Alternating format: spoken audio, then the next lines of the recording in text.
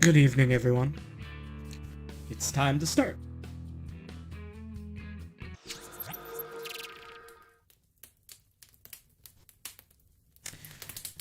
Hello, everybody. Good evening. It is time, once again, for Bedtime Stories with Kaybe. Tonight, we have 3 stories for you. 2 smaller tales, and then the main attraction for tonight is The Sleeping Beauty. That will be the third story that we'll read to end us with a bang. All right, so let us begin. We're going to start with the first story for tonight, The Poor Miller's Boy and the Cat. There once lived an old miller who had neither wife nor child, and 3 apprentices served under him. As they had been with him several years, one day he said to them, "I am old, and want to sit in the chimney corner. Go out, and whichsoever of you brings me the best horse home, to him I shall give the mill, and in return for it he shall take care of me till my death." The third of the boys was, however, the drudge, who was looked on as foolish by the others. They begrudged the mill to him, and afterwards he would not have it. Then all 3 went out together. When they came to a village, the 2 said to stupid Hans, "Thou mayest just as well stay here. As long as thou livest thou wilt never get a horse." Hans, however, went with them, and when it was night, they came to a cave in which they lay down to sleep. The 2 sharp ones waited until Hans had fallen asleep. Then they got up and went away, leaving him where he was. And they thought they had done a very clever thing, but it was certain to turn out ill for them. When the sun arose and Hans woke up, he was lying in a deep cavern. He looked around on every side and exclaimed, "Oh heavens, where am I?" Then he got up and clambered out of the cave, went into the forest and thought, "Here I am, quite alone and deserted. How shall I obtain a horse now?" While he was thus walking, full of thought, he met a small tabby cat, which said quite kindly, "Hans, where are you going?" "Alas, you cannot help me." "Well, I know your desire," said the cat. "You wish to have a beautiful horse. Come with me, and be my faithful servant for 7 years long, and then I will give you one more beautiful than any you have ever seen in your whole life." "Well, this is a wonderful cat," thought Hans, "but I am determined to see if it is telling the truth." So she took him with her into her enchanted castle, where there were nothing but cats, who were her servants. They leapt nimbly upstairs and downstairs, and were merry and happy. In the evening, when they sat down to dinner, 3 of them had to make music. One played the bassoon, and the other the fiddle, and the third put the trumpet to his lips and blew out his cheeks as much as he possibly could. When they had dined, and the table was carried away, and the cat said, "Now, Hans, come and dance with me." "No," he said, "I won't dance with a pussy-cat. I've never done that yet." "Then take him to bed," said the cats. So one of them lighted him to his bedroom. One pulled off his shoes, one his stockings, and the last one of them blew out the candle. Next morning they returned, and helped him out of bed.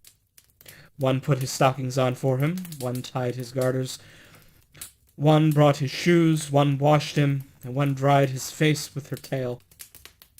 "This feels very soft," said Hans. He, however, had to serve the cat, and chop some wood every day.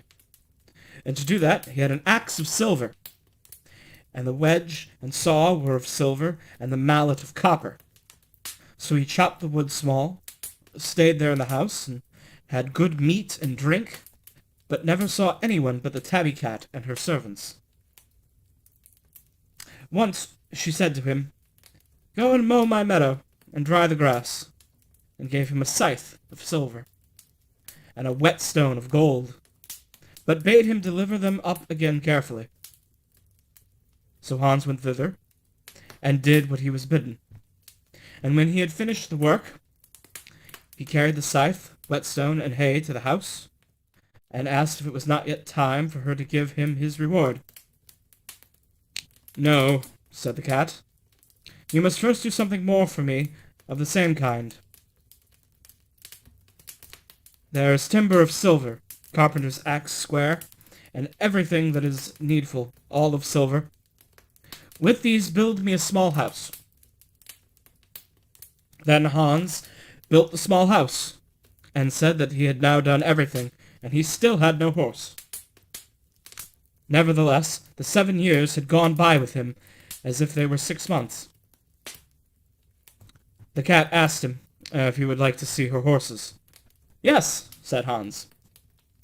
Then she opened the door of the small house, and when she had opened it, there stood 12 horses. Such horses, so bright and shining, that his heart rejoiced at the sight of them. She gave him something to eat and to drink, and said, "Go home. I will not give you your horse away with you, but in 3 days' time I will follow you and bring it." So Hans set out, and she showed him the way to the mill. She had, however, never once given him a new coat, and he had been obliged to keep on his dirty old smock frock, which he had brought with him, and which during the 7 years had everywhere become too small for him. When he reached home, the 2 other apprentices were there again as well, and each of them certainly had brought a horse with him, but one of them was a blind one, and the other lame. They asked Hans where his horse was. "It will follow me in 3 days' time." They then laughed and said, "Indeed, stupid Hans, where wilt thou get a horse? It'll be a fine one indeed."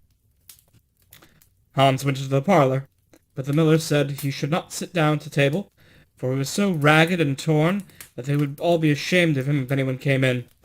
So they gave him a mouthful of food outside, and at night, when they went to rest, the 2 others would not let him have a bed, and at last he was forced to creep into the goose house, and lay down on a little hard straw. In the morning, when he awoke, the 3 days had passed, and a coach came with 6 horses, and they shone so bright that it was delightful to see them. And a servant brought a 7th as well, which was for the poor miller's boy. A magnificent princess alighted from the coach, and went into the mill, and this princess was a little tabby cat, whom poor Hans had served for 7 years. She asked the miller where the miller's boy and drudge was. Then the miller said, "We cannot have him here in the mill, for he is so ragged he is lying in the goose house." Then the king's daughter said that they were to bring him immediately. So they brought him out, and he had to hold his little smock frock together to cover himself. The servants unpacked splendid garments, and washed him and dressed him, and when that was done, no king could have looked more handsome. Then the maiden desired to see the horses, which the other apprentices had brought home with them, and one of them was blind and the other lame. So she ordered the servant to bring the 7th horse, and when the miller saw it, he said that such a horse as that had never entered his yard. "And that is for the 3rd miller's boy," said she. "Then he must have the mill," said the miller. But the king's daughter said that the horse was here, and that he was to keep the mill as well, and took her faithful Hans and set him in the coach, and drove away with him. They first drove to the little house which she had built with the silver tools, and behold, it was a great castle, and everything inside it was silver and gold. And then she married him, and he was so rich, that he had enough for all of the rest of his life. After this, No one ever say that anyone who is silly can never become a person of importance.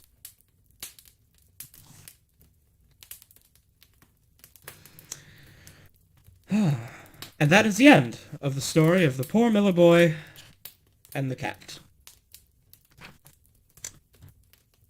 Our second story also involves a cat, and it is called The Companionship of the Cat and the Mouse. The Companionship of the Cat and the Mouse. A cat, having made an acquaintance with a mouse, pretended such great love for her that the mouse agreed that they should live and keep house together. "We must make provisions for the winter," said the cat, "or we shall suffer hunger, and you, little mouse, must not stir out, or you will be caught in a trap." So they took counsel together, and bought a little pot of fat, and then they could not tell where to put it for safety. But after long consideration, the cat said, there could be no better place than the church, for nobody would steal there. And then they would put it under the altar, and not touch it until they were really in want. So this was done, and the little pot placed in safety. But before long, the cat was seized with a great wish to taste it. "Listen to me, little mouse," said he. "I have been asked by my cousin to stand godfather to a little son she has brought into the world. He is white with brown spots, and they want to have the christening today. So let me go to it, and you stay at home and keep house." "Oh, yes, certainly," answered the mouse. "Pray go, by all means, and when you are feasting on all the good things, think of me. I should so like a drop of that sweet red wine." But there was not a word of truth in all this. The cat had no cousin, and had not been asked to stand godfather. He went to the church, straight up to the little pot, and licked the fat off the top. And then he took a walk over the roofs of the town, saw his acquaintances, stretched himself in the sun, and licked his whiskers as often as he thought of the little pot of fat, and then, when it was evening, he went home. "There you are at last," said the mouse. "I expect you have had a merry time." "Oh, pretty well," answered the cat. "And what name did you give the child?" asked the mouse. "Top off," answered the cat dryly. "Top off!" cried the mouse. "That is a singular and wonderful name. Is it common in your family?" "Ah, what does it matter?" said the cat. "It's not any worse than crumb picker, like your godchild." A little time after this, the cat was again seized with a longing. "Again, I must ask you," said he to the cat. said he to the mouse, "to do me a favor and keep house alone for a day. I've been asked a second time to stand godfather, and as the little one has a white ring around its neck, I cannot well refuse." So the kind little mouse consented, and the cat crept along by the town wall until he reached the church, going straight to the little pot of fat, and devoured half of it. "Nothing tastes so well as what one keeps to oneself," said he, feeling quite content with his day's work. When he reached home, the mouse asked what name had been given to the child. "Half gone," answered the cat. "Half gone!" cried the mouse. "I never heard such a name in my life. I'll bet it's not to be found in the calendar." Soon after that, the cat's mouth began to water again for the fat. "Good things always come in threes," said he to the mouse. "Again I have been asked to stand godfather. The little one is quite black with white feet, and not any white hair on his body. Such a thing does not happen every day. You will let me go, won't you?" "Top off, half gone," remembered the mouse. "They are such curious names, I cannot but wonder at them." "It's because you are always sitting at home," said the cat, "in your little grey frock and hairy tail, never seeing the world, and fancying all sorts of things." So the little mouse cleaned up the house and set it all in order. Meanwhile, the greedy cat went and made an end of the little pot of fat. Now all is finished. One's mind will be easy, said he, and came home in the evening, quite sleek and comfortable. The mouse asked at once which name had been given to the third child. It won't please you any better than the others, answered the cat. It is called All Gone. All Gone? Cried the mouse. What an unheard of name! I never met with anything like it. All Gone. Whatever can it mean? And shaking her head, she curled herself round and went to sleep. After that, the cat was not again asked to stand godfather. When the winter had come, and there was nothing more to be had out of doors, the mouse began to think of their store. Come, cat, said she. We will fetch our pot of fat. How good it will taste, to be sure. Well, of course it will, said the cat. Just as good as if you stuck your tongue out of the window. So they set out, and when they reached the place, they found the pot. But it was standing empty. Oh, now I know what it all meant, cried the mouse. Now I see what sort of partner you have been. Instead of standing godfather, you have devoured it all up. Top off, half gone, then. Will you hold your tongue? Screamed the cat. Another word, and I will devour you too. And the poor little mouse, having all gone on her tongue, out it came, and the cat leapt upon her and made an end of her. And that is the way of the world. Never trust a cat.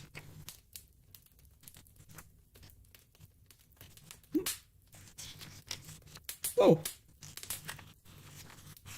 It seems I was quite mistaken. There's another story here between the companionship of the cat and the mouse and Sleeping Beauty that I did not notice was here before.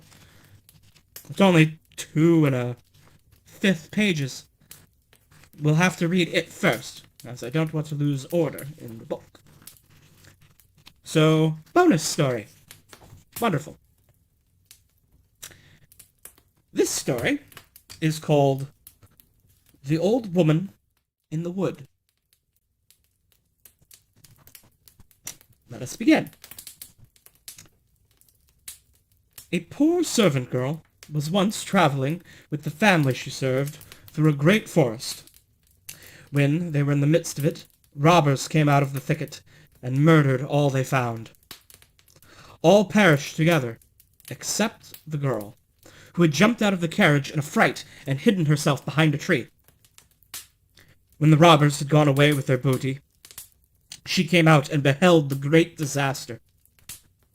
Then she began to weep bitterly, and said, "What can a poor girl like me do now? I do not know how to get out of the forest. No human beings live in it, so I must certainly starve." She walked about and looked for a road, but could find none. When it was evening, she seated herself under a tree, gave herself into God's keeping, and resolved to sit waiting there and not go away, lest what might happen. When, however, she had sat there for a while, a white dove came flying to her with a little golden key in its mouth. It put the little key in her hand and said, "Do you see that great tree? Therein is a little lock. It opens with this tiny key. Inside the tree, you will find food enough and suffer no hunger." Then she went to the tree and opened it, and found milk in a little dish, and white bread to break into it, so that she could eat her fill. When she was satisfied, she said, "It is now the time when the hens at home go to roost. I am so tired I could go to bed too." Then the dove flew to her again, and brought another golden key in its bill, and said, "Open that tree there, and you will find a bed." So she opened it, and found a beautiful white bed, and she prayed God to protect her during the night, and lay down and slept. In the morning, the dove came for the third time, and again brought a little key, and said, "Open that tree there, and you will find clothes." And when she opened it, she found garments beset with gold and with jewels, more splendid than those of any king's daughter. So she lived there for some time. And the dove came every day and provided her with all she needed, and it was quite a good life. Once, however, the dove came and said, "Will you do something for my sake?" "With all my heart," said the girl. Then said the little dove, "I will guide you to a small house. Enter it, and inside of it an old woman will be sitting by the fire, and will say, 'Good day.' But on your life, give her no answer. Let her do what she will, but pass by her on the right side. Further on there is a door. Open it, and you will enter into a room where a quantity of rings of all kind are lying, among which are some magnificent ones with shining stones. Leave them, however, where they are, and seek out a plain one, which must likewise be among them, and bring it here to me as quickly as you can." The girl went to the little house, came to the door. There sat an old woman, who stared at her when she saw her, and said, "Good day, my child." The girl gave her no answer, and opened the door. "Whither away?" cried the old woman, and seized her by the gown, and wanted to hold her fast, saying, "That is my house. No one can go in there if I choose not to allow it." But the girl was silent, got away from her, and went straight into the room. On the table lay an enormous quantity of rings, which gleamed and glittered before her eyes. She turned them over, and looked for the plain one, but she could not find it. While she was seeking, she saw the old woman, and how she was stealing away, and wanting to get off with the bird-cage which she had in her hand. So she went after her, and took the cage out of her hand, and when she raised it up and looked into it, a bird was inside, which had a plain ring in its bill. Then she took the ring, and ran quite joyously home with it, and thought the little white dove would come and get the ring, but it did not. Then she leaned against a tree, and determined to wait for the dove. And, as she stood thus, it seemed just as if the tree was soft and pliant, and was letting its branches down. And suddenly the branches twined around her, and were two arms. When she looked round, the tree had become a handsome man, who embraced and kissed her heartily, and said, "You have delivered me from the power of the old woman, who is a wicked witch. She had changed me into a tree, and every day for 2 hours I was a white dove. And so long as she possessed the ring, I could not regain my human form."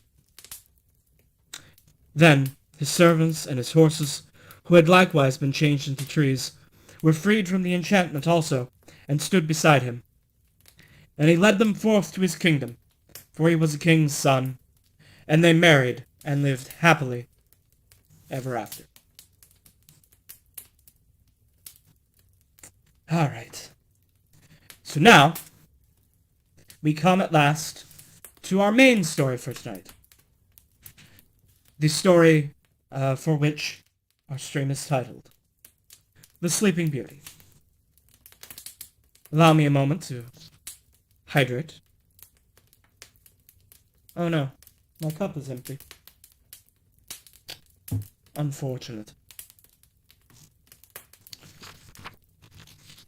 Very well. It will have to wait until after the sale. Let us begin. The Sleeping Beauty.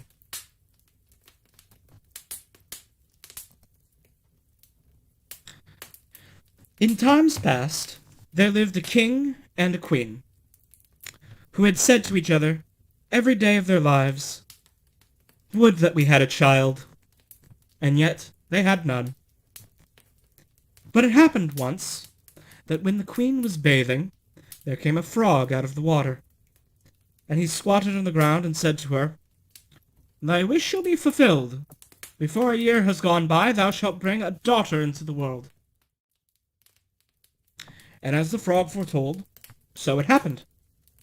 And the queen bore a daughter so beautiful that the king could not contain himself for joy, and he ordained a great feast. Not only did he bid to his relations, friends, and acquaintances, but also the wise women, that they might be kind and favorable to the child. There were 13 of them in his kingdom, but he had only provided 12 golden plates for them to eat from. One of them had to be left out.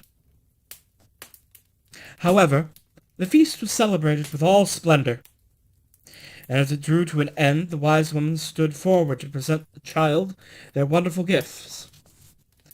One bestowed virtue, one beauty, a third riches, and then so on, whatever there is in the world to wish for.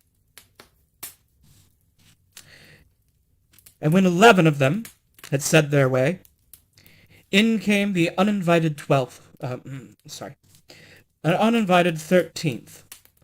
burning to revenge herself, and without greeting or respect she cried out with a loud voice, "In the 15th year of her age, the princess shall prick herself with a spindle, and shall fall down dead."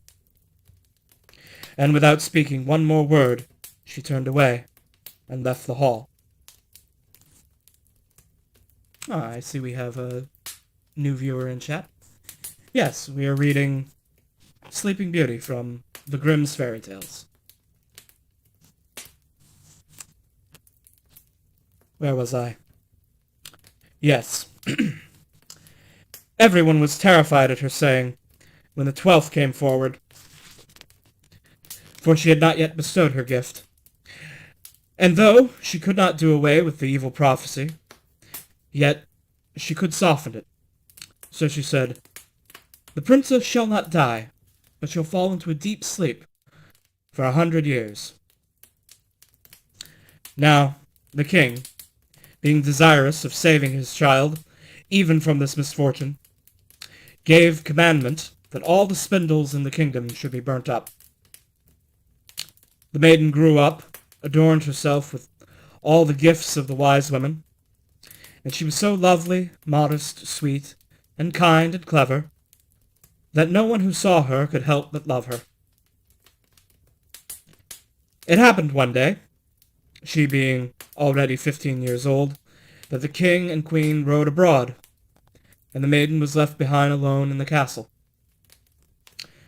She wandered about into all the nooks and corners, and into all the chambers and parlors, as the fancy took her, till at last she came to an old tower. She climbed the narrow winding stair, which led to a little door, with a rusty key sticking out of the lock. She turned the key, and the door opened. And there, in the little room, sat an old woman with a spindle, diligently spinning her flax. "Good day, mother," said the princess. "What are you doing?" "I am spinning," answered the old woman, nodding her head. "What thing is that twists round so briskly?" asked the maiden, taking the spindle into her hand. She began to spin. But no sooner had she touched it than the evil prophecy was fulfilled, and she pricked her finger with it. In that very moment she fell back upon the bed that stood there, and lay in a deep sleep. And this sleep fell upon the whole castle. The king and queen, who had returned and were in the great hall, fell fast asleep, and with them the whole court. The horses in their stalls, the dogs in the yard, the pigeons on the roof, the flies on the wall, the very fire that flickered on the hearth became still and slept like all the rest. And the meat on the spit ceased roasting, and the cook, who was going to pull the scullion's hair for some mistake he had made, let him go and went to sleep. And the wind ceased, and not a leaf fell from the trees about the castle. Then, round about that place, grew a hedge of thorns, thicker every year, until at last the whole castle was hidden from view, and nothing of it could be seen but the vane on the roof. And a rumor excuse me, and a rumor went abroad in all that country of the beautiful sleeping Rosamond, for so was the princess called. And from time to time many kings' sons came and tried to force their way through the hedge, but it was impossible for them to do so, for the thorns held fast together like strong hands, and the young men were caught by them, and not being able to get free, there died lamentable deaths. Many a long year afterwards there came a king's son into the country, and heard an old man tell how there should be a castle standing behind the hedge of thorns, and that there a beautiful enchanted princess had slept for 100 years, and with her the king and queen and the whole court. The old man had been told by his grandfather that many kings' sons had sought to pass the thorn hedge, but had been caught and pierced by the thorns, and had died miserable deaths. Then said the young man, "Nevertheless, I do not fear to try. I shall win through and see the lovely princess." The good old man tried to dissuade him, but he would not listen to his words. For now the 100 years were at an end, and the day had come when Rosamond should be awakened. When the prince drew near the hedge of thorns, it was changed into a hedge of beautiful large flowers, which parted and bent aside to let him pass, and then closed behind him in a thick hedge. When he reached the castle yard, he saw the horses and the bridled hunting dogs lying asleep, and on the roof the pigeons were sitting there with their heads under their wings. And when he came indoors, the flies on the wall were asleep, and the cook in the kitchen had his hands uplifted to strike the scullion, and the kitchen maid had the black fowl on her lap ready to pluck. Then he mounted higher, and saw in the hall the whole court lying asleep, and above them on their thrones slept the king and the queen. And still he went farther, and so all was quiet that he could not hear his own breathing. And at last he came to the tower, and went up the winding stair, and opened the door of the little room where Rosamond lay. And when he saw her looking so lovely in her sleep, he could not turn away his eyes. And presently he stooped and kissed her, and she awakened, and opened her eyes, and looked very kindly on him. And she rose, and they went forth together. The king and queen and the whole court waked up, and gazed on each other with great eyes of wonderment. And the horses in the yard got up, and shook themselves, and the hounds sprang up and wagged their tails, and the pigeons on the roof drew their heads from under their wings, looked round, and flew into the fields. The flies on the walls crept on a little farther, and the kitchen fire leapt up and blazed and cooked the meat, and the joint on the spit began to roast, and the cook gave the scullion such a box on the ear that he roared out, and the maid went on plucking the fowl. Then the wedding of the prince and Rosamond was held with all splendor, and they lived happily together until their lives' end. And that is the story of Sleeping Beauty. So as we have now had 4 stories for this week, we will begin to end the stream. First, though, let us look forward to what we will be reading next week. Next week we will read The Two Brothers. Oh, this is a bit of a longer story. It goes on for quite a number of pages. Yes. That may be our only story next week, The Two Brothers. Well, the one after is quite short. So next week we will read The Two Brothers, and then a story you all know, Little Red Riding Hood. That will be our story for next week. For now, thank you all for listening. Thank you for watching. And have a good night and pleasant dreams.